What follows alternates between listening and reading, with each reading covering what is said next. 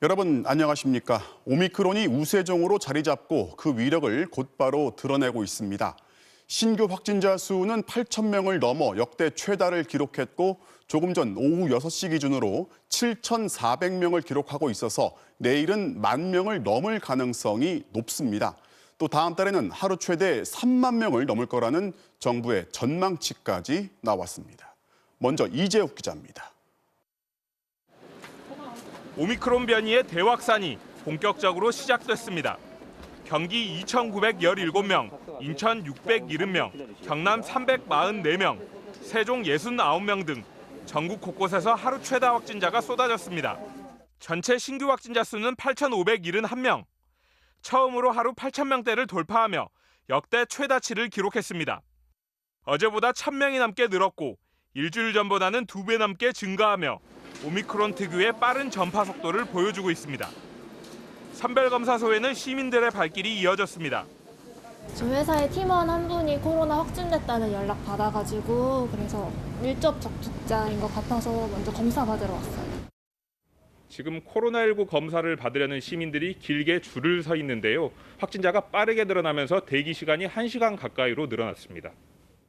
오늘 오후 6시 기준 확진자 수는 7,439명으로 어제 같은 시간대보다 1,570명 많아 내일 발표될 확진자 수는 10,000명을 넘을 걸로 보입니다. 문제는 이제부터 시작이라는 겁니다. 확산이 계속되면서 다음 달에는 하루 확진자가 3만 명까지 나올 수 있다는 전망이 나왔습니다. 오미크론이 델타보다는 확산 속도가 두세 배 빠르기 때문에 이 확진자 증가는 좀 불가피할 거라고 보고 있고 아마 하루 한 2, 3명 정도 혹은 그 이상까지도 가능할 거라고 보고 있는 중입니다. 다행히 위중증 환자는 392명, 병상 가동률은 18.9%로 의료 대응 체계는 여력이 있는 상황입니다. 그러나 확진자 수가 증가하면 2, 3주의 시차를 두고 위중증 환자도 늘어날 것으로 예상됩니다. 정부는 앞으로 한 달이 오미크론 방역의 성패를 가를 분수령이 될 것으로 보고 위중증과 사망자 수가 최대한 완만하게 증가하게끔 의료 대응을 해나갈 예정입니다. MBC 뉴스 이재욱입니다. 오미크론의 폭발적인 확산에 대응하기 위해서 정부가 먹는 치료제 처방을 현재 60세에서 50세 이상으로 낮추기로 했습니다. 또 확진자가 집에서 치료하는 기간은 10일에서 일주일로 단축합니다. 이어서 임소정 기자가 보도합니다. 화이자사의 먹는 코로나 치료제 팍스로비드는 경증의 환자에게 투약하면 위중증으로 진행되는 걸 막아줍니다. 김부겸 국무총리는 먹는 치료제의 투약 대상을 현행 60세 이상에서 50세 이상으로 낮추는 방안을 검토 중이라고 밝혔습니다. 그동안 200여 명에 대해 투약한 결과 위중증으로 가지 않는 효과가 확실히 입증됐다고 강조했습니다. 50세 이상으로 먹는 치료제 투약 대상이 확대되면 오미크론 확산에 따른 중환자 발생이 줄어들고 그만큼 의료 대응 체계도 안정적으로 운영할 수 있을 걸로 예상됩니다. 코로나19 3차 접종률은 오늘 인구 대비 50%를 넘었습니다. 정부는 3차 접종이 오미크론 감염과 위중증을 막아주는 유력한 수단이라며 설 연휴에도 계속 접종을 실시하겠다고 밝혔습니다. 60세 이상 고령층은 7.1% 낮은 수준을 유지하고 있습니다. 이는 고령층의 3차 접종률이 84.9%로 높아진 결과라고 보고 있습니다. 확진자 폭증과 함께 늘어나고 있는 재택치료자 관리도 효율화하기로 했습니다. 현재 재택치료 중인 환자는 3만 2천 명 정도입니다. 이들 중 어제 재택치료로 신규 배정된 환자는 전체 배정 건수의 70%를 내일부터 기존 10일이던 재택치료 기간을 7일로 단축하고 건강 모니터링 횟수도 최대 3회에서 고위험군은 2회, 저위험군은 1회로 줄일 계획입니다. 또 하루 확진자 2만 명 발생에 대비해 재택치료 관리 의료기관을 400개 이상으로 늘려나가는 등 최대 11만 명까지 재택치료가 가능하도록 준비 중입니다. MBC 뉴스 임소정입니다. 이미 발표한 대로 광주, 전남, 경기도 평택과 안성 이 4개 지역은 내일부터 오미크론 대응 단계를 시작합니다. 검사 방식도 달라지고 동네 병원의 역할도 커집니다. 설 직후에는 전국으로 확대할 예정인데요. 준비 상황은 어떤지 이덕영 기자가 취재했습니다. 경기도 안성시 보건소. PCR 검사소와 별도로 자가검사 키트용 간이검사소가 새로 설치됐습니다. 오미크론 대응 단계가 시작되는 내일부턴 고위험군이 아니면 먼저 자가검사 키트를 사용해 음성인지 양성인지 가려내야 합니다. 자가진단 장비로 신속 항원 검사 후엔 이곳으로 이동해 검사 결과가 나올 때까지 대기합니다. 그리고 검사 결과가 양성이면 곧바로 옆으로 이동해 PCR 검사를 받게 됩니다. 보건소 측은 확진자 급증에 대비해 3,000명분의 자가진단 키트를 미리 준비했습니다. 간호사를 통해서 빨리 신속하게 채취를 해서 본인들이 바로 확인하고 돌아갈 수 있는 방법으로. 코로나 환자의 검사와 진료를 맡게 될 평택의한 호흡기 전담 클리닉. 검사를 위한 추가 시설을 설치하는 공사가 아직 진행 중입니다. 일반 환자 진료는 1층, 코로나 검사와 진료는 2층으로 공간을 분리하고 코로나 환자는 외부 계단만 이용하도록 했습니다. 여기까지는 전부 환자 공간, 저쪽 편은 의사 공간. 그러니까 환자하고 의사하고 격리가 되어 있고. 호흡기 전담 클리닉은 평택에 2곳, 안성에 3곳, 전남에 15곳, 광주에 23곳이 지정됐지만 코로나 환자와의 동선 분리 등 준비가 덜 돼 내일부터 바로 운영이 어려운 곳도 적지 않은 상황입니다. 또 신속 항원 검사 키트가 아직 공급되지 않은 곳도 있고 검사당 의료 수가 등 정부의 세부 지침도 없어 현장에선 일부 혼선이 빚어지고 있습니다. 오미크론 대응 단계의 전국 확대 시점은 설 연휴 이후가 될 것으로 보입니다. 아직은 PCR 검사 여력이 충분한 데다 신속 항원 검사의 정확도가 떨어져 확진자 발견이 늦어질 수 있다는 겁니다. 저위험군 진단은 다소 느슨해지는 그런 문제가 발생할 수도 있습니다. 그래서 전국적인 전환 시기는 신중하게 검토를 하고 있습니다. 정부는 4개 지역에서 새로운 방역 체계를 적용해보고 노출되는 문제점을 보완해 전국으로 확대 시 혼선을 최소화할 방침이라고 밝혔습니다. MBC 뉴스 이덕영입니다.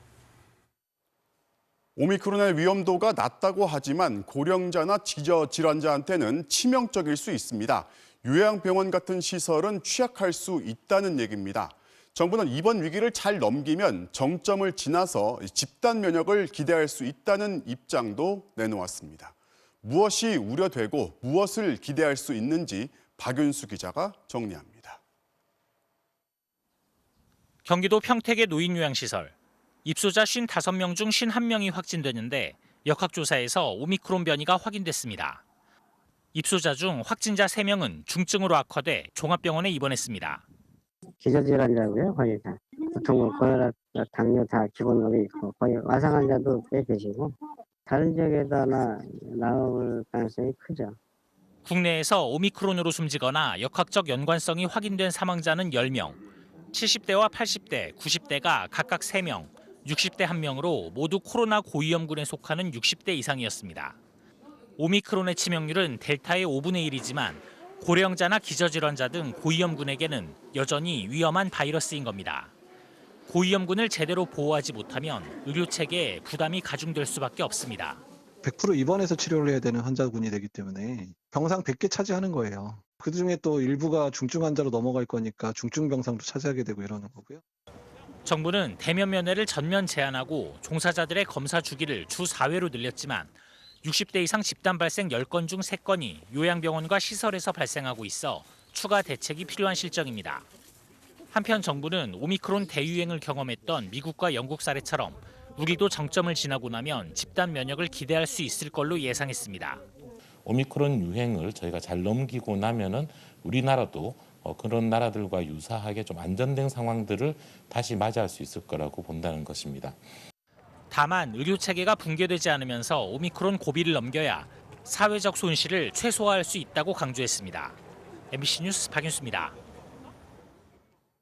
국민의힘 윤석열 후보의 부인 김건희 씨가 허위 학력과 경력으로 국민대 교원으로 임용됐다는 정부의 특별감사 결과가 나왔습니다. 김 씨가 가짜 이력으로 지원을 했는데 국민대가 면접도 안 보고 임용했다는 겁니다. 또 국민대가 도이치모터스에 투자한 과정에도 문제가 발견됐습니다. 정영훈 기자입니다.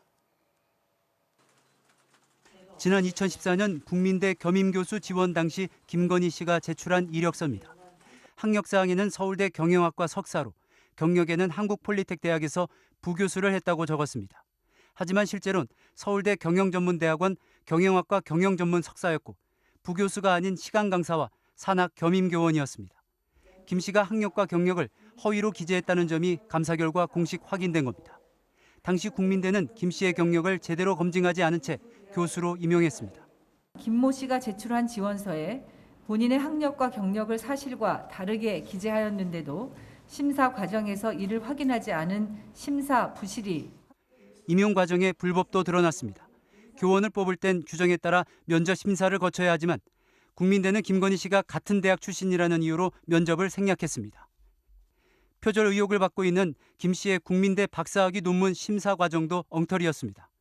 조 교수 이상의 교원을 위촉해야 하는 논문 심사위원회, 자격이 없는 전임 강사가 참여했던 것으로 확인됐습니다. 국민대 비전임 교원 임용에 관한 규정을 보면 제출한 서류에 허위 사실이 발견될 경우 임용을 취소할 수 있다고 명시되어 있습니다. 교육부는 국민대에 기관 경고 조치하고 임용 취소 등 재검증을 요구했습니다. 국민대에 김모 씨의 임용 지원서상 학력, 경력 사항을 검증하고 임용 취소 등 규정에 부합하는 조치를 하도록 요구할 예정입니다. 김건희 씨가 주가 조작에 관여한 의혹을 받고 있는 도이치모터스 주식을 국민대 법인이 매입한 과정에도 석연치 않은 점이 드러났습니다.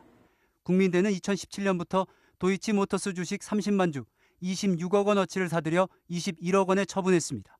이 과정에서 국민대 법인 이사회의 심의 의결, 교육부의 허가 등을 거치지 않은 것으로 확인됐습니다. 교육부는 국민대가 주식을 취득하는 과정에 김건희 씨가 직접 관련됐는지 감사에선 확인되지 않았다고 말했습니다. 그러나 국민대의 주식 투자 과정에 횡령과 배임 의혹이 있다며 경찰에 수사를 의뢰했습니다. MBC 뉴스 정영훈입니다. 윤석열 후보의 선대본부에서 활동한 사실이 드러나면서 논란이 일었던 건진법사 전모 씨가 김건희 씨 회사에서 고문으로 있었다는 명함이 등장했습니다. 국민의힘은 직함만 주었을 뿐 일을 한 적은 없다고 해명했지만 민주당은 진실을 밝히라고 공세를 폈습니다. 이기주 기자가 보도합니다. 지난 1일 국민의힘 선대본부 행사에서 윤석열 후보를 안내하는 모습이 포착됐던 건진법사 전모 씨. 우리 직원들 다 이리 와. 전부 다. 국민의힘은 전 씨가 윤 후보와 인사만 한 사이라고 했지만 논란 하루 만에 해당 네트워크 본부를 해체하며 무속 관련 의혹 차단에 나섰습니다. 하지만 전 씨가 2015년 김건희 씨가 주관한 전시회의 VIP 행사에 참석한 사실이 또 알려지면서 논란이 다시 불거졌습니다. 윤 후보 측은 어떤 경로로 참석했는지 알지 못한다며 무속인과의 오랜 친분 프레임을 씌우려 하지 말라고 반박했습니다. 배우자의 의혹을 침소봉대해서 너무 과하게 만들어서 하는 것은 국민들에게 피로감만 가중시킨다. 그런데 이런 해명도 건진법사 전 씨가 전시회 참석 이전인 지난 2014년쯤 김 씨의 회사인 코바나 컨텐츠의 고문을 맡았던 사실이 명함을 통해 확인되며 또 다른 의문에 부딪혔습니다. 김건희 씨가 건진법사 전 씨와 오랜 기간 친분을 맺어왔을 정황이 드러난 겁니다. 윤 후보 측은 전 씨가 전시 홍보를 해준다고 해 고문직함을 준 사실이 있다며 뒤늦게 두 사람의 관계를 인정하면서도 전 씨가 출근한 사실이 없고 무속과도 상관이 없다고 주장했습니다. 윤 후보도 선을 그었습니다. 고문이었다는 명함이 확인됐습니다. 여기에 대해서도 어떻게 생각을 하십니까? 저도 금시초문입니다. 민주당은 부인할 수 없는 증언과 보도에도 거짓 해명만 반복하고 있다며 수상한 비선들과의 관계를 명백히 밝히라고 공세를 폈습니다. 민주당 의원들은 수원여대를 찾아가 김 씨의 겸임교원 채용 의혹도 부각했는데 수원여대 측은 특별 채용은 없었다고 밝히며 당시 공개 채용이 아니었다는 윤 후보 측의 주장을 거듭 부인했습니다. 저희가 이제 일괄 그 공개 채용 방식을 갖다가 항상 취해왔기 때문에 김건희 씨라는 특정인을 위한 어떤 그 특별 채용 절차를 따로 진행하지 않았다. 이런 가운데 설 연휴 이후 등판설이 나오는 김건희 씨는 포털 사이트에 자신의 프로필을 직접 공개했지만 논란이 된 학력 관련 내용은 적지 않았습니다. MBC 뉴스 이기주입니다. 윤석열 후보의 장모 최모 씨가 요양병원을 불법으로 세워서 20억 원대 요양급여를 부정하게 타낸 혐의로 재판을 받고 있죠. 2심 재판부가 오늘 무죄를 선고했습니다. 1심에서는 징역 3년의 실형이 나왔지만 2심 재판부는 혐의를 입증하기에 부족하다고 판단했습니다. 먼저 이재민 기자입니다. 윤석열 국민의힘 대선 후보의 장모 최모 씨. 의료인이 아닌데도 요양병원을 차려 약 23억 원의 요양급여까지 불법으로 챙긴 혐의로 재판에 넘겨졌습니다. 1심은 징역 3년을 선고하고 법정에서 구속했습니다. 그러나 오늘 항소심 재판부는 무죄를 선고했습니다. 검찰이 제출한 증거만으론 최 씨가 실질적으로 요양병원 개설 과정에 공모했다는 점이 입증됐다고 보긴 어렵다고 지적했습니다. 불법 병원을 세울 때 관여하지 않았으니 건보공단에 청구해 22억 9천여만 원을 받은 사기 혐의도 무죄라고 판단했습니다. 특히 재판부는 최 씨가 병원 운영자와 동업 계약을 체결한 사실이 없고 운영자가 다른 공범과 수익을 5대5로 나누기로 한 사정도 알지 못했다며 최 씨 측 변호인의 항변을 거의 그대로 받아들였습니다. 최 씨가 병원 공동 이사장이었고 2억 원을 투자한 데다 사위가 행정원장까지 맡았지만 실제 운영엔 관여하지 않았던 겁니다. 이사장직을 그만두면서 최 씨가 받아둔 이른바 책임 면제각서도 병원 운영자의 사기 전과를 걱정했기 때문이라고 봤습니다. 수감 2달 만에 풀려나 5개월째 보석 상태인 최 씨는 법정에서 아무 말 없이 돌아갔습니다. 다만 변호인은 정치적 사건에 휘말렸던 거라며 불편한 마음을 숨기지 않았습니다. 윤석열 총장 흔들기의 목적 아니었습니까? 동업관계 있었다는 것인데 우린 그런 사정을 몰랐거든요. 돈을 빌려준 것이 죄가 될 수는 없는 것입니다. 이번 재판과 별도로 최 씨는 340억 원대 잔고 증명서를 위조한 혐의로 지난달 징역 1년을 선고받아 항소심 재판을 앞두고 있습니다. MBC 뉴스 이재문입니다. 자, 같은 사안을 두고 2심 재판부는 1심의 판단을 완전히 뒤집었습니다. 병원을 세우고 운영하는데 최 씨가 돈을 댄 것은 맞지만 범행을 공모하지는 않았다는 건데요. 어떻게 이런 정반대의 판단이 나온 건지 윤수환 기자가 따져봤습니다. 윤석열 후보의 장모 최모 씨는 지난 2012년 9월 동업자와 함께 의료재단 설립에 필요한 건물과 시설, 장비 등을 사들였습니다. 자신과 동업자의 이름에서 한 글자씩 다 의료재단의 이름을 짓고 초대 공동 이사장까지 맡았습니다. 재단 소속으로 설립된 요양병원은 윤 후보의 동서인 또 다른 사위를 보내 행정원장으로 일하게 했습니다. 최 씨가 불법 병원 개설과 운영에 주도적인 역할을 했다고 지난해 1심 법원이 판단한 근거입니다. 하지만 2심 재판부는 사실관계 대부분을 그대로 인정하면서도 최 씨에게 불법 병원을 운영한 책임을 물을 수 없다고 봤습니다. 최 씨가 계약을 맺기 1년 전 이미 다른 동업자들끼리 요양병원 운영과 수익 배분 등을 약정했고 최 씨는 구체적인 병원 운영 계획 등에 대해선 알 수 없었던 겁니다. 최 씨 사위가 병원에서 일하며 직원 채용 등에 관여한 점 역시 최종 의사결정권은 동업자들에게 있었을 뿐이라고 판단했습니다. 당시 최 씨는 억대의 운영 자금을 보태고 병원을 확장하기 위해 자신의 부동산을 담보로 17억 원의 거액을 대출받았지만 이 역시 받아들여지지 않았습니다. 2심 재판부는 최 씨가 수억 원을 송금한 점이나 대출 과정에 부동산을 담보로 제공한 것은 다른 동업자의 주도와 요청에 따른 것으로 보인다고만 선을 그었습니다. 돈만 댔을 뿐 불법적인 병원 운영과는 무관했다는 최 씨 측 입장을 그대로 인정한 겁니다. 검찰은 이 같은 판단이 기존 대법원 판결과도 배치되고 중요한 사실관계도 간과했다며 상고하겠다고 밝혔습니다. MBC 뉴스 윤수환입니다. 세아 베스트의 30대 노동자가 직장 괴롭힘과 성폭력에 시달리다가 스스로 목숨을 끊었다는 보도를 어제 전해드렸죠. 이 보도가 나간 지 하루 만에 군산 공장을 맡고 있는 세아 베스트의 대표이사, 또 제강 담당 이사가 자진 사퇴했습니다. 먼저 손하늘 기자가 취재했습니다. 야유회에서 찍은 나체 사진을 출력해 다른 직원들에게 보여주고 문신 검사를 하겠다며 신입사원들의 옷을 벗기고 회식 자리에서 볼뽀뽀를 한 제강팀 반장 지모 씨.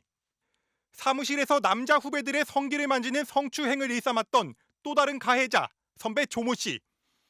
세아 베스틸 군산공장 6년차 노동자였던 유모 씨는 지난 2018년 직장 괴롭힘과 성폭력을 폭로하는 유서를 남기고 스스로 생을 마감했습니다. 보도 하루 만에 세아 베스틸은 대표이사 명의로 A4용지 2장 분량의 입장문을 내고 생을 마감한 직원의 명복을 빌며 유가족들에게 위로의 말씀을 전한다고 사과했습니다. 개인의 일탈 행위로 치부하기엔 결코 벌어져선 안 되는 일이 일어났음에도 회사가 파악하지 못했다면서 군산 공장을 총괄하는 박준두 대표이사와 제강 담당 김기현 이사가 자진 사퇴한다고 밝혔습니다. 박 대표 이사는 유 씨가 숨졌을 당시 군산공장 인사관리 총괄 책임자였고 김 이사는 유 씨의 부서 팀장이었습니다. 특히 김 이사는 3년 전 사측의 진상조사 보고서에서 조직 내 상습적인 성추행과 부적절한 언행 등을 인지했음에도 방관했다며 직위 해제가 권고됐지만 당시엔 아무 징계도 받지 않았었습니다. 회사 측은 가해자인 반장 지 씨와 선배 조 씨 등 관련자들에 대해서도 조속히 인사위원회를 열어 처분한다는 방침입니다. 세아베스틸은 오늘 오후 전 임직원이 화상회의를 통해 어제 보도 내용을 함께 시청하면서 앞으로의 변화를 다짐했다고 밝혔습니다. 이에 대해 유족 측은 책임을 지려는 모습은 바람직하지만 MBC 보도가 나가고서야 내놓은 뒤늦은 발표가 생색내기로 끝나선 안 될 거라는 입장을 밝혔습니다. MBC 뉴스 손하늘입니다. 자, 이렇게 세아베스틸 군산공장 대표이사가 사퇴를 하긴 했지만 사실 그동안 회사 측은 이 사건에 대해서 적극적으로 대처하지 않았습니다. 저희가 3년 전 사측의 조사 보고서를 살펴봤더니 남성 중심 조직에서 관리자들의 성인지 감수성이 매우 취약하다는 지적이 나왔습니다. 김수근 기자가 단독 취재했습니다. 유 씨의 유족들은 세아베스틸이 지금까지 제대로 된 사과를 한 적이 없다고 말합니다.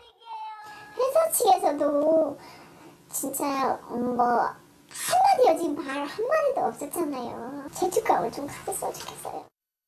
MBC가 취재를 시작한 지난 21일에도 세아베스틸은 답변서에서 유 씨의 사건은 유족이 회사에 알리기 전에는 개인 간 문제라 인지하지 못했다면서 조직 차원의 괴롭힘이 아니라고 주장했습니다. 하지만 이미 3년 전 회사가 실시한 진상조사 보고서는 조직 차원의 문제를 지적했습니다. 남성들로만 구성된 조직 내에서 과거 폭력적이고 억압적인 관습이 고연령 계층에서 여전히 잔존하고 있다고 적시한 겁니다. 유 씨가 속해 있던 제강팀은 23명 전원이 남성이었고 가해자로 지목된 지 씨는 50대 반장급, 유 씨는 30대 실무자였습니다. 보고서는 특히 팀장과 관리자들은 성인지 감수성이 객관적으로 매우 취약하다고 꼬집었습니다. 실제로 지모 씨는 유족들을 만난 자리에서도 자신의 사랑이 부족했다는 궤변을 늘어놨습니다. 내가 사랑을 주는 만큼 지속적으로 줘야 되는데 그게 부족했던 것 같아요. 제가 못나서 그런 것 같습니다. 유 씨를 포함해 다른 남성 직원들의 성기를 만졌던 선배 조 씨 역시 남자들끼리는 그럴 수 있다고 말했습니다. 남자들끼리 그러다 보니까 성기 터치하기도 하고 어깨 만지고 주물르기도 하고. 옷 벗겨서 사진 찍어놓고 전시하는 거 보면은 누가 봐도 비정상적인 조직이라는 거죠. 신입사원들 옷을 벗기는데 그 사람 혼자만 했겠냐고요. 세아베스틸은 오늘 공식 사과문 발표와 함께 유 씨 사망 이후 2019년부터 성희롱과 직장 괴롭힘 교육을 해마다 실시해왔다고 전해왔습니다. MBC 뉴스 김수근입니다. 화천대유로부터 아들이 받은 퇴직금 50억 원을 둘러싸고 뇌물 의혹에 휩싸인 곽상도 전 의원에 대해서 검찰이 오늘 구속영장을 청구했습니다. 자, 이번엔 정치자금법 위반 혐의와 뇌물 혐의를 추가했습니다. 양소연 기자가 전해드리겠습니다. 아들 퇴직금 50억 파문의 당사자인 곽상도 전 국민의힘 의원이 2달 만에 다시 구속 위기에 몰렸습니다. 대장동 개발 특혜 의혹을 수사 중인 서울중앙지검은 오늘 곽 전 의원의 두 번째 구속영장을 청구했습니다. 곽 전 의원은 대장동 사업 초기 화천대유 대주주 김만배 씨의 부탁으로 하나은행이 컨소시엄에 합류하도록 영향력을 행사한 혐의를 받고 있습니다. 화천대유를 퇴사한 아들 병채 씨가 이후 퇴직금 등 명목으로 받은 50억 원이 사실상 곽 전 의원에게 건넨 뒷돈이란 겁니다. 검찰은 기존의 특경가법상 알선수재 혐의 외에 처벌이 더 무거운 뇌물죄도 적용했습니다. 지난달 첫 구속 시도가 범죄 혐의 성립에 다툼이 있다는 이유로 좌절됐던 만큼 혐의를 보강한 의미로 보입니다. 이와 함께 검찰은 정치자금법 위반 혐의도 추가했습니다. 지난 2016년 총선을 전후해 곽 전 의원이 대장동 의혹의 핵심 인물인 남욱 변호사로부터 5천만 원을 받은 정황이 포착됐기 때문입니다. 남 변호사는 당시 검찰 수사를 받던 중 곽 전 의원이 변론을 도와준 대가일 뿐이란 입장이고 곽 전 의원 측도 돈 받은 시기가 총선 전이고 지난번 영장심사에서도 이미 나왔던 의혹이라며 반발하고 있습니다. 곽 전 의원에 대한 구속영장 실질심사는 모레 오전 서울중앙지법에서 열립니다. MBC 뉴스 양소연입니다. 자, 광주 아파트 붕괴 현장에서 조금 전 실종자 한 명이 추가로 발견됐다는 소식이 들어와 있는데요. 현장 취재기자 바로 연결해서 자세한 상황 알아보겠습니다. 자, 이다영 기자 전해주시죠. 네, 광주 아이파크 붕괴 사고 현장입니다. 조금 전인 저녁 6시 40분쯤 실종자 한 명이 추가로 발견됐습니다. 발견된 장소는 27층입니다. 이 장소에서 혈흔과 작업복이 먼저 발견됐고 내시경 카메라를 통해 실종자가 있는 것을 확인했습니다. 발견된 노동자의 신원과 생존 여부는 아직까지 확인되지 않고 있습니다. 지난 11일 사고가 발생한 지 15일 만이자 지난 13일 60대 노동자의 시신을 발견한 지 12일 만입니다. 사고수습본부는 조금 전 브리핑을 통해 고층부에서 실종자를 발견했으며 현재까지 밖으로 수습하지는 못했다고 밝혔습니다. 현재는 어지럽게 쌓여있는 무거운 잔해 속에 실종자가 있는 것으로 파악됐는데요. 구조당국은 실종자를 어떻게 안전하게 꺼낼지 고심하고 있는 것으로 알려졌습니다. 실종자를 찾았다는 소식을 간절히 기다리던 실종자 가족들도 이미 긴 시간이 지났지만 신락 같은 희망을 잡으며 기적이 일어나길 애타게 기다리고 있습니다. 이제 남은 실종자는 4명입니다. 이 4명을 찾기 위해서 소방당국은 구조 영역을 건물 전체로 확대하고 수색을 벌이고 있습니다. 특히 실종자가 발견된 27층과 위층인 28층에선 소방 인명구조견에 이어 오늘 새롭게 투입된 경찰 인명구조견이 이상 반응을 보이기도 했습니다. 지금까지 광주 붕괴 사고 현장에서 MBC 뉴스 이다연입니다. 광주 아파트 붕괴 사고를 수사 중인 경찰이 사고 발생 보름 만에 처음으로 비공개 브리핑을 열어서 사고의 원인으로 무단 시공과 부실 공사를 지목했습니다. 설계에도 없었던 역보라는 콘크리트 받침대를 설치한 점, 임시 지지대인 동바리를 서둘러 철거한 점이 주요 요인으로 추정되고 있습니다. 우종훈 기자가 취재했습니다.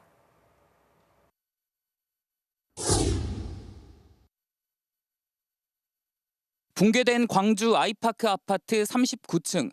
바닥이 붕괴된 곳 위쪽으로는 화단과 테라스가, 나머지에는 주민 공용시설이 들어설 예정이었습니다. 공용시설 밑에는 지지 않은 철제 동바리가 설치됐지만 화단과 테라스 쪽에는 하중을 분산시키기 위해 역보라는 구조물이 설치됐습니다. 39층 바닥 아래쪽에 모두 7개가 설치됐습니다.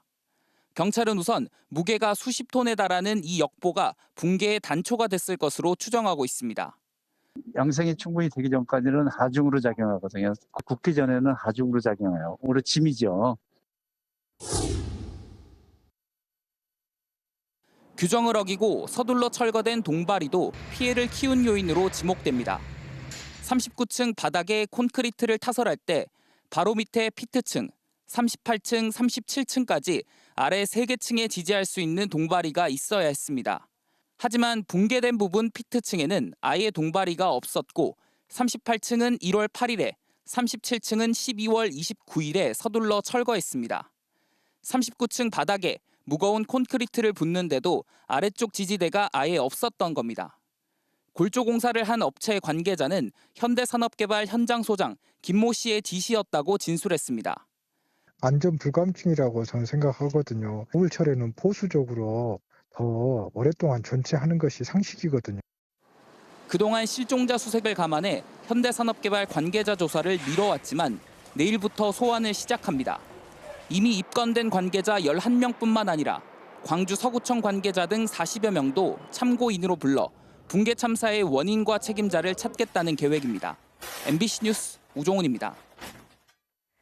자, 결국 이번 붕괴 사고는 공사 기한에 쫓겨서 당연히 지켜야 할 원칙들을 지키지 않은 안전 불감증 때문에 발생했다고 볼 수 있겠습니다. 자, 그런데 전국의 수많은 공사 현장들이 이 아이파크 공사 현장과 다를 바 없다는 건설 노동자들의 증언이 나왔습니다. 김건휘 기자가 들어봤습니다.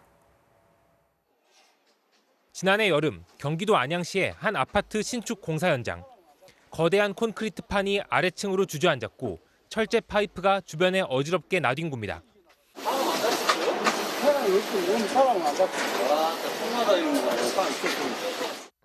아파트 지하 2층 주차장의 천장이자 지하 1층의 바닥이 될 콘크리트 구조물 슬래브가 통째로 아래로 주저앉은 겁니다.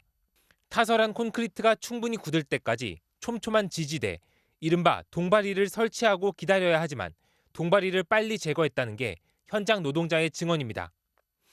광주 아이파크 공사장과 똑같은 상황이 작년 안양에서도 있었던 겁니다.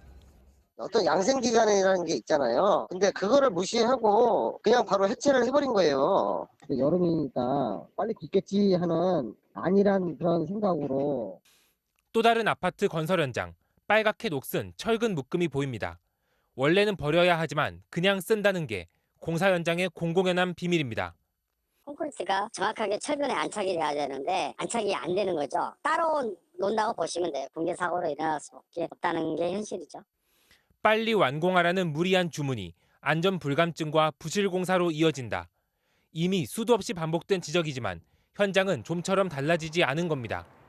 어떻게 해서든 빨리 오늘보다 더 빨리 공정을 앞당겨서 일을 해야만 좀 더 많은 자본에게 이익이 된다. 이런 부분들이 비일비재하게 일어나는 게 지금 현실입니다. 이틀 뒤부터는 중대재해처벌법이 시행됩니다. 건설 현장 노동자들은 상당수 건설업체들이 처벌 1호가 되는 것을 피하려고 이유 없이 열흘 넘게 공사를 멈추는 등 꼼수를 부리고 있다고도 주장했습니다. MBC 뉴스 김건희입니다. 우크라이나를 둘러싼 국제 정세가 긴박합니다. 미국이 미군 8,500명을 동유럽에 배치하는 걸 준비하라는 명령을 내렸습니다. 여기에 맞서 러시아는 나토군 주둔지와 가까운 발트해에 군함을 출동시켜서 무력을 과시했습니다. 워싱턴에서 김수진 특파원이 보도합니다. 미국은 본격적인 전쟁 준비 태세에 돌입했습니다. 미군 병력 8,500명에 대해 동유럽 파병 준비를 하라는 지시를 내렸습니다. 전투여단과 병참부대, 첩보 정찰부대도 파병 대상에 포함됐습니다. 배치가 임박했음을 시사했습니다. What the secretary has ordered them to do is to be ready to go in some cases on a much shorter tether than what they had before. 현재 우크라이나 국경에 배치된 러시아 병력은 10만이 넘습니다. 미군과 서방 동맹군으로 구성된 나토의 다국적군은 에스토니아와 리투아니아, 라트비아 그리고 폴란드에 5천여 명 배치돼 있습니다. 미군은 신규 파병 인원을 동유럽에 전진 배치하는 방안을 고려 중입니다. 군함과 전투기의 추가 배치도 추진되고 있습니다. We have been consulting with allies in deployments and refining plans for all scenarios. 바이든 대통령은 독일, 프랑스 등 동맹들과 예정에 없던 화상회의를 하며 러시아를 향한 단합 전선을 과시했습니다. 러시아도 가만히 있지 않았습니다. 나토 주둔지와 가까운 발트해에 초계함을 출항시키며 무력 시위를 벌였습니다. 벨라루스에는 한밤중에도 러시아에서 출발한 무기가 끊임없이 들어갔습니다. 합동훈련을 위한 것이란 이유였지만 미군이 주말 동안 80톤 넘는 무기를 보낸 뒤의 대응이었습니다. Из-за того, что делаем мы, Россия. Это все происходит из-за того, что делает НАТО, Соединенные Штаты. 설마 했던 미군의 동유럽 전진 배치가 현실로 다가왔습니다. 우크라이나 상황이 악화되면 파병 규모가 더 커질 수 있다고 미국 현지 언론들은 보도하고 있습니다. 워싱턴에서 MBC 뉴스 김수진입니다. 민주당이 인적 쇄신에 속도를 내고 있습니다. 오늘은 당내 86 세력을 상징하는 송영길 대표가 다음 총선에 출마하지 않겠다고 밝혔습니다. 또 민주당 의원이 자리를 비운 지역구 3곳의 보궐선거에는 공천을 하지 않고 한 지역구에서 4선 의원은 금지하기로 했습니다. 발표 내용 정리한 뒤에 취재기자와 분석해 보겠습니다. 먼저 이학수 기자입니다. 긴급 기자회견을 자청한 민주당 송영길 대표는 대선과 함께 치러지는 국회의원 재보선 중 3곳에 무공천 방침을 선언했습니다. 이규민, 정정순 전 의원이 공직선거법 위반 혐의로 의원직을 상실한 경기도 안성과 충북 청주 상당구, 또 이낙연 전 대표가 경선에 출마하며 사퇴한 서울 종로에 후보자를 내지 않겠다는 겁니다. 공천 포기는 당장 아픈 결정이지만 우리 민주당이 책임 정당으로 한 단계 성장하는 계기가 될 것입니다. 소속 단체장의 성폭력 문제로 실시됐던 작년 4.7 재보선 때 공천을 강행했던 게 잘못된 결정이었다고 보고 선거법 위반은 물론 자진 사퇴한 지역구까지 무공천 대상에 포함시키는 강수를 둔 겁니다. 또 당내에서 제기된 586 용태론에 호응하듯 자신부터 기득권을 내려놓겠다며 총선 불출마도 선언했습니다. 우리가 원하는 것은 더 나은 세상이지 기득권이 아닙니다. 선배가 된 우리는 이제 다시 광야로 나설 때입니다. 나아가 송 대표는 같은 지역구에선 국회의원 횟수를 3번까지로 제한하는 방안도 제도화하겠다고 밝혔습니다. 여기에 국회 윤리심사 자문위가 건의한 민주당 출신 윤미향, 이상직 의원과 최근 국민의힘에 복당한 박덕흠 의원에 대한 의원직 제명안 의결도 실제로 추진하겠다고 밝혔습니다. 제명안들도 신속히 처리해 국회의원은 잘못해도 어물쩍 넘어가 버린다는 국민의 비판에 부응하겠습니다. 송 대표는 당장 6월 지방선거에서 광역 기초의원의 30%의 청년을 공천하겠다는 약속도 내놨습니다. 송 대표는 국민의힘 윤석열 후보가 민주당 정부의 어두운 유산이자 오만과 내로남불의 반사 효과라며 반성과 기득권 타파를 거듭 강조했습니다. MBC 뉴스 이학수입니다. 인적 쇄신을 뼈대로 한 송영길 대표의 개혁안을 두고 민주당은 물론이고 야당에서도 파장이 번지고 있습니다. 정치팀 김재경 기자와 함께 반응과 여파 분석해 보겠습니다. 김 기자, 네. 이 개혁안이 대선을 한 40일 정도 앞두고 예고 없이 나왔단 말이죠. 뭐 선거를 의식했다고 봐야겠죠. 당연히 대선 때문에 나왔다고 볼 수 있겠죠. 그렇죠. 네. 대선 표심을 겨냥했고 그래서 이재명 대선 후보도 환영의 뜻을 밝혔습니다. 네. 이 후보의 말 먼저 들어보시죠. 네. 민주당을 바꾸겠다 이렇게 결심하고 계십니다. 정말로 고맙고 정말로 안타깝고 또 그만큼 절박하다는 말씀을 드립니다, 여러분. 물론 대선 전략이라고 해도 정치 개혁만 된다면 비난받을 일은 아닐 겁니다. 당장 586 정치인이자 4선인 우상호 의원도 총선 불출마 의사를 밝혔고요. 네. 하지만 당내에선 586 용퇴나 4선 금지 방안은 너무 과하다는 의견도 나옵니다.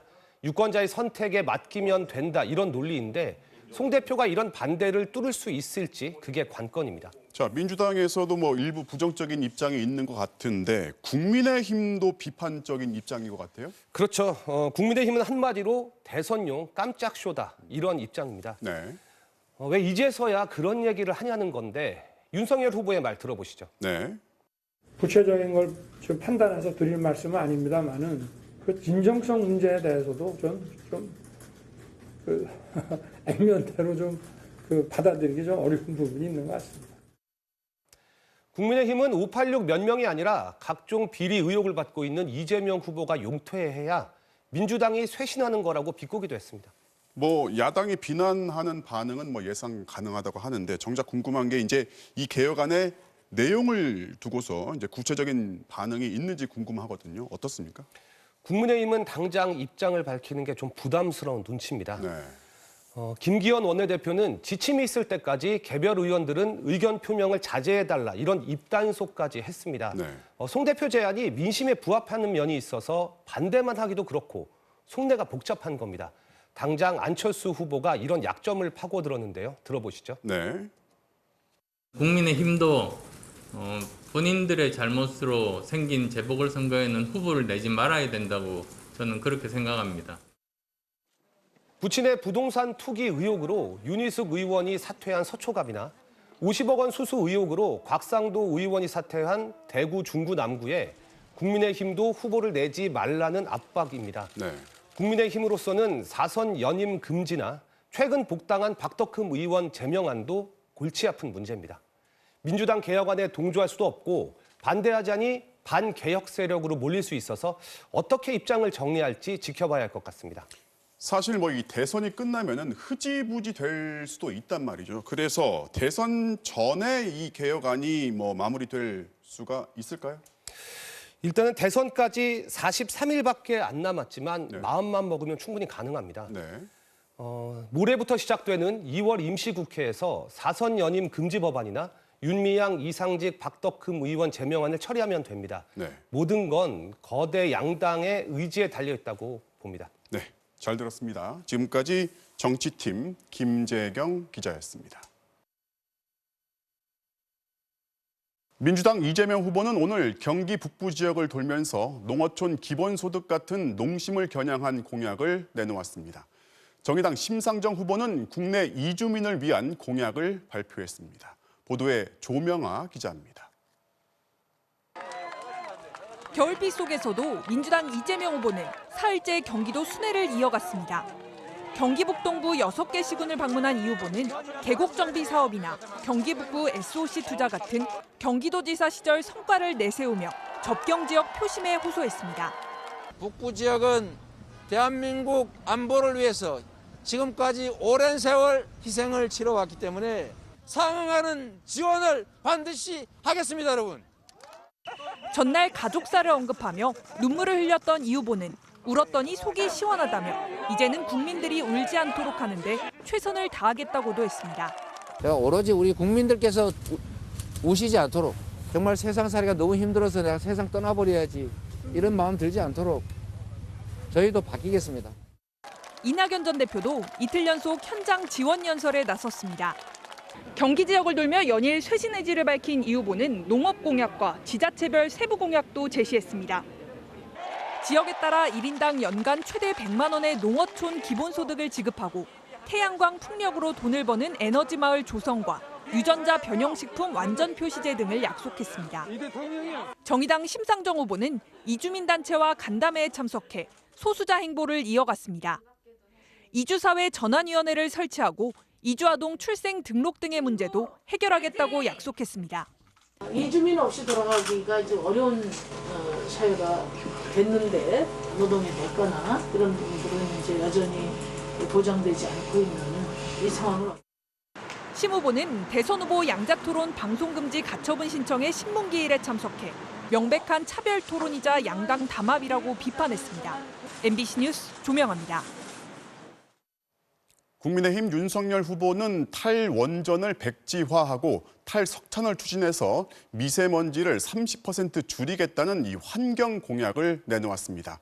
국민의당 안철수 후보는 닥치고 정권 교체는 위험하다면서 윤 후보를 견제했습니다. 이어서 김정인 기자입니다. 국민의힘 윤석열 후보는 미세먼지나 온실가스 감축을 위해 탈원전 정책을 백지화하고 탈석탄 가속화가 필요하다고 밝혔습니다. 원전 가동을 다시 확대하고 재생에너지 비중도 늘리는 방법으로 화석연료 발전 비중을 60%대에서 40%대로 줄이겠다는 겁니다. 저는 임기 중 침묵의 살인자라 불리는 미세먼지를 30% 이상 감축하여 국민 건강을 지키겠습니다. 고농도 미세먼지 상당 부분이 중국에서 온다는 지적에 대해선 중국발 미세먼지 유입을 막는 기술은 아직 없다며 그래서 학교나 요양병원에 공기정화시설을 설치하는 게 우선이라고 답했습니다. 윤 후보는 또 농업 직불금 예산을 2배로 늘리고 정기적 운동으로 의료비를 절감할 경우 건강보험료를 환급하는 공약도 발표했습니다. 체육인 행사에선 단일화 가능성이 거론되는 국민의당 안철수 후보와 마주치기도 했습니다. 한때 양측의 단일화 토론회가 열릴 거란 보도도 나왔지만 윤 후보는 자신과 무관한 일이라고 선을 그었습니다. 순수한 개인적인 의견은 아마 얘기하실 거고 우리 당의 입장이나 선대본의 입장이나 저와는 무관하다는 것을 좀 알아주셨으면 좋겠습니다. 네. 안철수 후보 측도 토론 불참 방침을 밝히며 단일화는 물밑 접촉조차 없다고 일축했습니다. 신년 회견에 나선 안 후보는 윤 후보를 겨냥해 준비되지 않은 정권 교체는 실패한 전임 정권들의 전철을 밟을 가능성이 높다며 자신으로의 정권 교체를 강조했습니다. 야당 후보 중 누가 더 좋은 정권 교체를 해낼 수 있는지가 중요합니다. 반사 이익에 기댄 닥치고 정권 교체는 위험합니다. 안 후보는 노동, 교육, 연금 3대 개혁과 함께 대통령 업무는 광화문 정부종합청사에서 보고 청와대 비서실을 축소하는 국정 운영 방향을 제시하기도 했습니다. MBC 뉴스 김정인입니다. 오늘 오후 경기도 안성의 한 물류센터 신축 공사장에서 노동자 2명이 9m 아래로 추락했습니다. 7톤짜리 콘크리트가 이들을 덮치면서 한 명이 숨졌고 한 명이 크게 다쳤습니다. 김지인 기자가 전해드리겠습니다.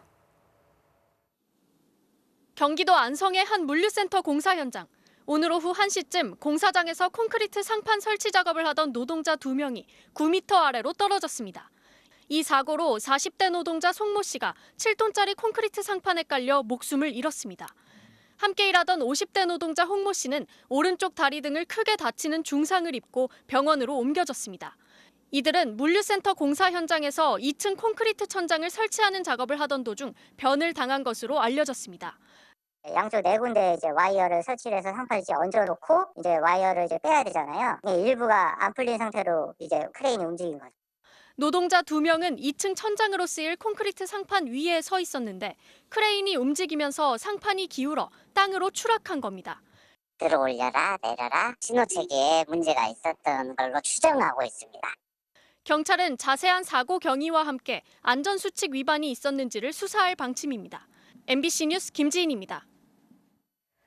설 명절을 앞두고 지난 한 주 동안에만 집배원 2명이 잇따라 숨졌는데요. 집배원들은 과로에 시달리다가 숨진 거라면서 인력 충원 등 대책 마련을 요구하고 나섰습니다. 명절에 택배 노조 파업까지 겹친 집배원들, 어떤 노동에 시달리고 있는지 지윤수 기자가 따라가 봤습니다. 우체국 주차장 앞 창고. 상자를 하나하나 확인해 담당 구역 물건들을 챙깁니다. 명절 선물로 보이는 과일 상자. 혹시 떨어질까 봐 끈으로 단단히 묶습니다. 4년차 집배원 정우 역시 오전에 택배나 우편물을 100개 넘게 배송한 뒤 다시 오후 배송에 나선 겁니다. 숨가쁘게 4층까지 올라가 상자를 내려놓고 다음엔 엘리베이터를 타고 올라가 문 앞에 물건을 둡니다. 주소가 불확실한 물건. 왜 옷집이야? 직접 전화를 걸어 주소를 확인합니다. 등기우편은 직접 전달하고 서명까지 받아야 합니다. 집에 계시죠? 네? 주민센터요? 아이고, 오시면은 다시 전화를 주실래요? 기자가 동행한 1시간 동안 4, 5분 만에 한 개씩 10개 넘게 물건을 배달했습니다. 가뜩이나 물량이 넘치는 명절인데다 CJ대한통운 택배노조의 파업으로 우체국으로 넘어온 배달이 더 늘었습니다. 피부로 느낀 거는 작년 대비에 50%까지 늘은 것 같아요. 아침에는 거의 전쟁 6시 반에 출근하고 있는데. 지난 18일 서인천 우체국의 30년차 집배원이 집에서 숨진 채 발견됐고 사흘 뒤 21일 대구 성서우체국 40대 집배원이 역시 출근하지 못하고 숨졌습니다. 2명 모두 지병이 없고 건강했는데 과로로 숨진 거라고 동료들은 주장합니다. 심혈관계 질환이 문제뿐만 아니라 수십 년 동안 그 노동자가 어떻게 일해왔고 어떻게 골병 들고. 하지만 우정사업본부는 숨진 2명이 모두 잠을 자다 숨졌고 한 주 평균 노동시간도 43시간이 안 됐다며 과로사가 아니라는 입장입니다. 집배원들은 아침에 사망해 있는 경우는 전형적인 과로사라고 반박하면서 과중한 노동이 집배원들의 목숨까지 앗아가고 있다고 호소했습니다. 실질적으로 업무 부담을 줄여주지 않으면서 택배 같은 경우에는 무조건 배송을 해줘야 돼요. 미루면 다음 날에 부담이 될 수밖에 없어요. 계속 쌓이니까. MBC 뉴스 지윤수입니다. 최근 계속된 한파로 얼음 위에서 낚시나 트레킹을 즐기는 사람들이 늘었는데 그만큼 사고도 잇따르고 있습니다. 이런 사고에 대비해서 소방대원들이 구조 훈련을 실시했는데요. 이승현 기자가 그 현장을 취재했습니다. 준비됐니? 가가. 119 구조대원들이 두꺼운 얼음을 깨고 다이빙 구조 훈련을 시작합니다. 14kg이 넘는 공기통을 등에 짊어지고 수심 6m의 강에 뛰어듭니다. 강 밑바닥까지 내려가 구조를 필요로 하는 사람이 있는지 살핍니다. 안전장비는 갖췄지만 호흡기마저 얼어붙는 강추위는 견디기 어려울 정도입니다. 수온이 낮으면은 입에서 나오는 호흡 온도랑 수온이랑 차이 때문에 이 습기가 생겨서 호흡기 내부의 습기가 얼음으로 인해서 이 기능 고장이 발생해요. 물살에 휩쓸리거나 출구를 못 찾을 때를 대비해 2인 1조를 이루어 일명 짝줄을 연결해 호흡을 맞춥니다. 다른 편 얼음구멍에서는 물속 대원들이 길을 잃지 않도록 유도등을 비춰줍니다. 그 얼음 위에 물이 고여 있다든지 얼음이 살짝 녹아 있는 상태가 보이면 그때는 그 얼음 위에 들어가지 않으시는 게 더 좋겠습니다. 최근 5년간 겨울철 강원도 내 강이나 하천에서 발생한 순환사고는 230여 건. 코로나19 영향으로 개별 관광이 늘어난 지난 겨울에는 106건이 발생해 2019년에 비해 2배 이상 증가했습니다. 이번 설 연휴 기간에는 강과 호수가 많은 강원도를 찾는 귀성객이나 관광객이 늘어날 것으로 보여 각별한 주의가 필요해 보입니다. MBC 뉴스 이승현입니다. 코로나19의 유행 속에서도 우리 경제가 지난해 4% 성장을 해서 11년 만에 최고 성장률을 기록했습니다. 정부는 우리 경제가 위기에 강한 경제임을 입증했다고 자평했지만 이런 성장 뒤에는 그늘이 있었는데요. 오늘 자영업자들은 집단 삭발식을 거행했습니다. 이정은 기자가 취재했습니다. 지난해 우리나라 실질 국내 총생산 성장률은 4%를 기록했습니다. 지난 2020년 성장률은 마이너스 0.9%. 마이너스 성장을 딛고 반등하면서 11년 만에 최고치입니다. 2020년 5% 감소했던 소비가 3.6% 성장했습니다. 무엇보다 수출액 737조 원을 넘어서며 역대 최대 기록을 갈아치운 수출이 큰 몫을 했습니다. 우리 반도체 등에 대한 또 글로벌 수요가 또 굉장히 견실하기 때문에 견실한 성장세를 보이면서 우리 경제는 좀 이렇게 기조적인 회복 이름을 이어갈 것으로. 홍남기 경제부총리는 성장률 발표 이후 누구도 부인할 수 없는 위기에 강한 경제임을 입증했다고 자평했습니다. 하지만 강한 경제의 이면에는 그늘이 있었습니다. OECD가 집계한 산업 생산지수. 미국, 일본, 캐나다 등 주요국들이 2020년 이후 지난해 3분기까지 이전 수준을 회복하지 못했지만 한국은 이미 재작년 3분기부터 회복세가 뚜렷합니다. 산업 생산에 차질이 적었던 건 선제적 봉쇄 조치 대신 일상 속 방역 조치로 감염률을 낮출 수 있어서 가능했습니다. 희생은 자영업자들에게 돌아갔습니다. 대한민국 자영업자들의 총파산을 선언한다. 코로나 기간 영업 제한 조치로 인한 피해, 여행업, 숙박업 같은 손실보상 사각지대에 있는 자영업자들이 머리를 깎고 나섰습니다. 10,000명에 가까운 코로나 사태가 계속 벌어지고 있습니다. 시간 규제만이 정책이 아니라 합리적인 방법으로 정책을 잘 펼쳐야 된다. 자영업자 총연대는 신속한 영업 재개와 온전한 손실 보상을 요구하며 다음 달 초 대규모 투쟁을 예고했습니다. MBC 뉴스 이정은입니다.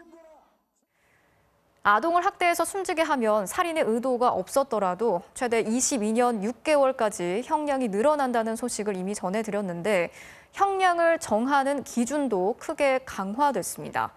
감형은 더 엄격하게 판단하도록 했고 가중 처벌 사유도 늘렸습니다. 임현주 기자가 취재했습니다.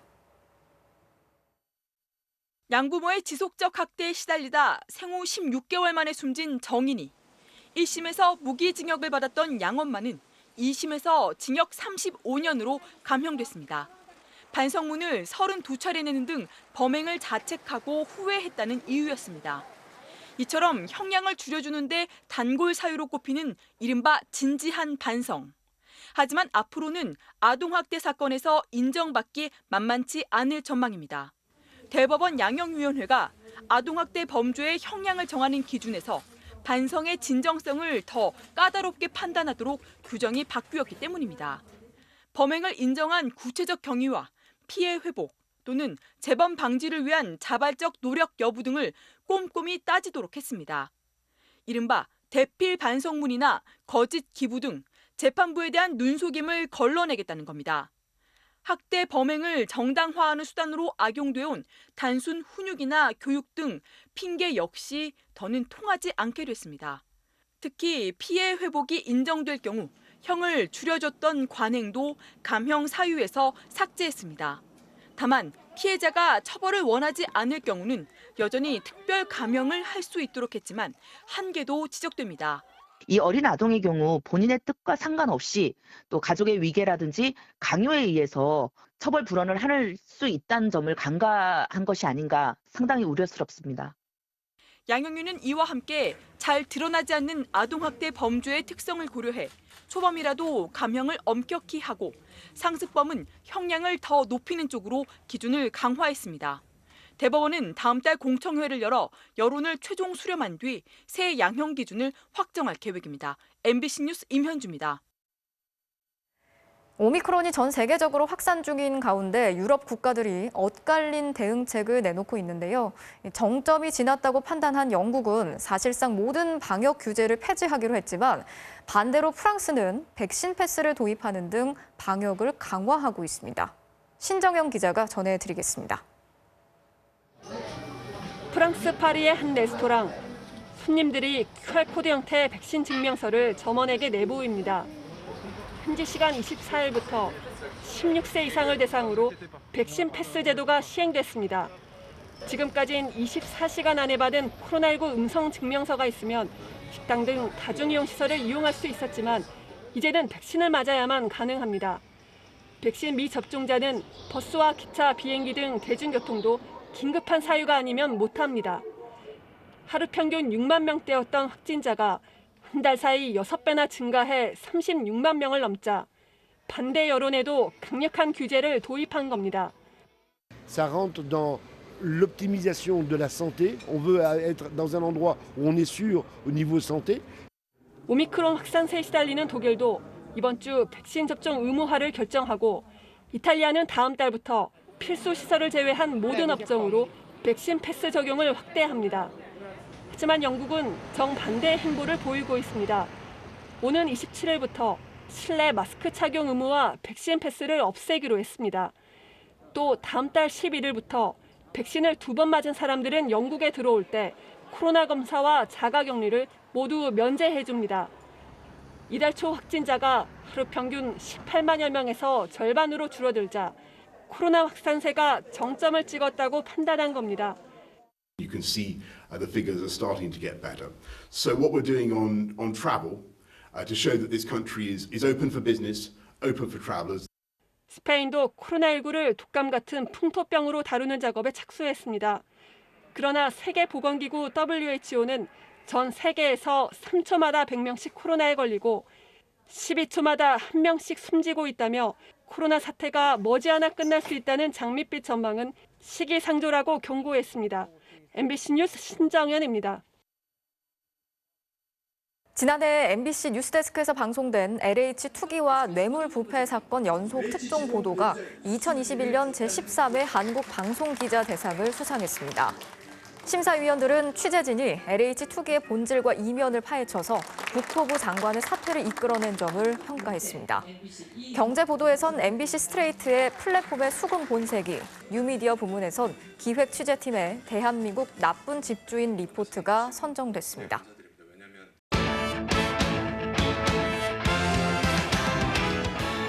화요일 밤 스포츠 뉴스입니다. 베이징 올림픽 개막 열흘을 앞두고 열린 우리 선수단 결단식 참석자 중 코로나19 양성 통보를 받은 인원이 발생해 비상이 걸렸습니다. 이명진 기자입니다. 오늘 열린 베이징 겨울올림픽 선수단 결단식. 선수 32명과 지도자 14명 등 선수단 46명이 참석했습니다. 그런데 국민 의례가 진행되던 도중 참석자 1명에게 코로나19 양성이란 통보가 전달됐습니다. 양성 통보를 받은 인원은 선수단이 아닌 체육회 관계자로 베이징 올림픽 출국을 앞두고 오늘 오전 PCR 검사를 받았습니다. 일단은 양성이 나와서 이제 그거를 통보받고 결단식 7개 나올 때쯤 이제 바로 퇴실을 했고 치료시설 아닌 것 같고 일단 자택으로 가서 이제 일단 행사장에서는 이탈을 한 거죠. 바로. 단체로 버스를 타고 진천 선수촌으로 이동 중이던 선수단은 해당 사실을 전달받고 비상이 걸렸습니다.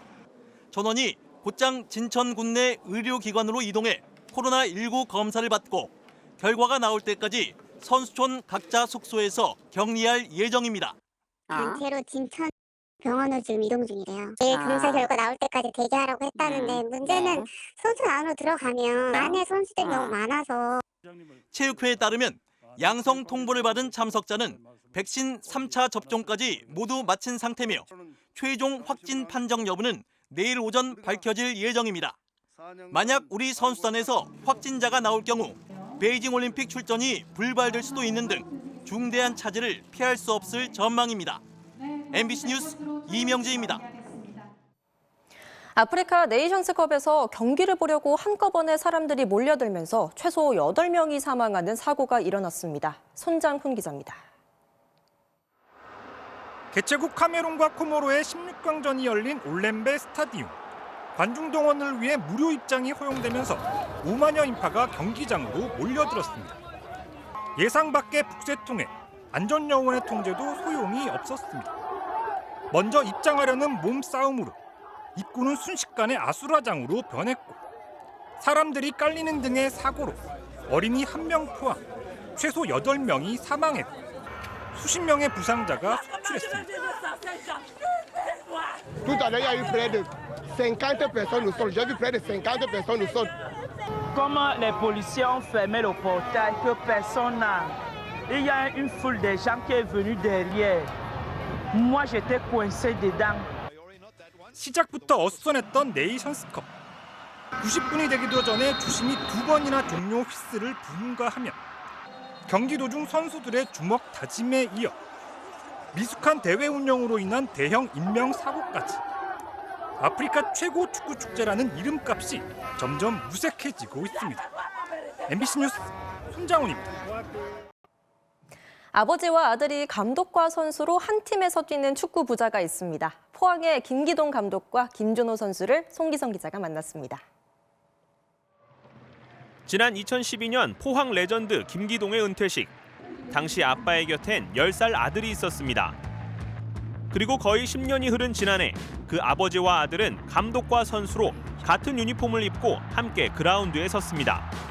20살 아들 김준호의 K리그 데뷔전이었습니다.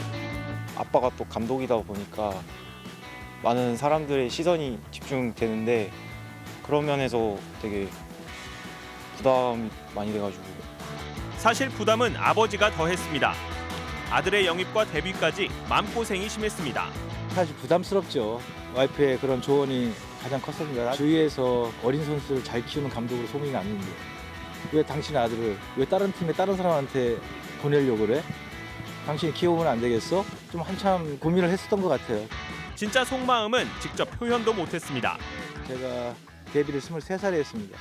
근데 준호가 20살에 데뷔를 했거든요. 저보다 상당히 데뷔전을 잘했다고 저는 생각이 들어요. 아빠가 칭찬을 뭐 자주 해주시는 편은 아니어서 되게 좋은 칭찬인 것 같습니다. 부자가는 물론 팀 선수들도 어려울 법하지만 이젠 농담을 건넬 정도로 편해졌습니다. 감독님 아들 김준호 선수랑 같은 방을 쓰고 있어가지고 낮에는 뭐 감독님 눈치 보고 저녁에는 김준호 선수 눈치 보고 있습니다. 김준호의 현재 등번호는 66번. 하지만 언젠가는 아버지 번호를 갖고 싶습니다. 6번 솔직히 6번 달고 싶은데 원래 영구 결번 시키려다가 진호 형을 아빠가 줬잖아요. 진호 형이 아마 다음에 만약에 안 입게 되신다면 저를 주지 않을까. 철인 김기동의 아들 김준호로 리틀 철인 김준호가 되겠습니다. MBC 뉴스 송기성입니다. NBA 뉴올리언즈 선수들의 환상 플레이입니다. 서로 보지 않아도 마음이 척척 들어맞네요. 화요일 밤 스포츠 뉴스였습니다.